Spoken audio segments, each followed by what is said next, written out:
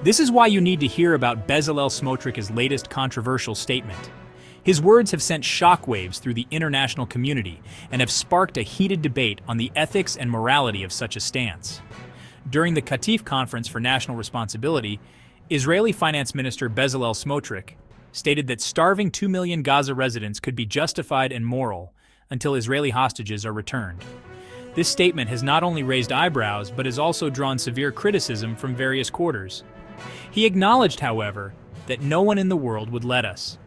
This admission highlights the global consensus against such extreme measures and underscores the potential international backlash.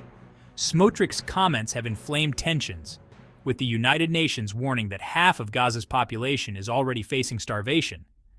The UN has been vocal about the dire humanitarian situation in Gaza, emphasizing the need for immediate relief efforts. The ongoing siege has created a severe humanitarian crisis, leaving many without essential supplies.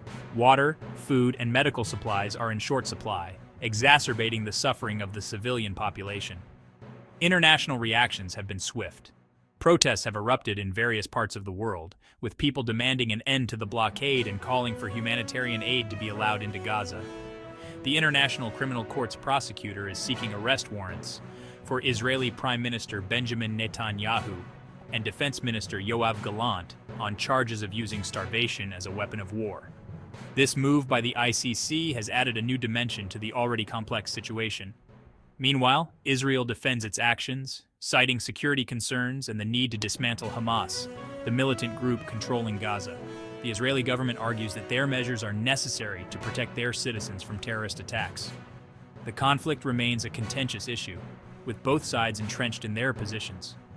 The deep-rooted animosity and historical grievances make it difficult to find common ground. Calls for action are growing louder.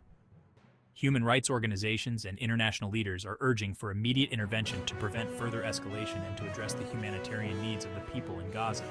The Council on American-Islamic Relations has urged President Biden to address what they describe as genocidal threats from Israeli leaders.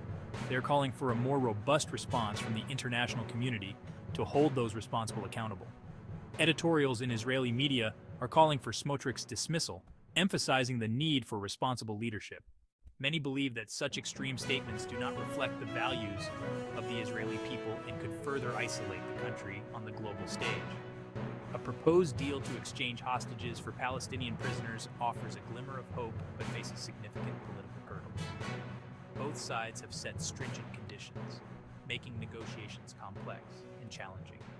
As the situation evolves, the international community continues to grapple with finding a peaceful resolution to the humanitarian crisis in Gaza. Diplomatic efforts are ongoing, with various stakeholders trying to mediate a ceasefire and ensure the delivery of aid. Stay tuned for more updates on this developing story.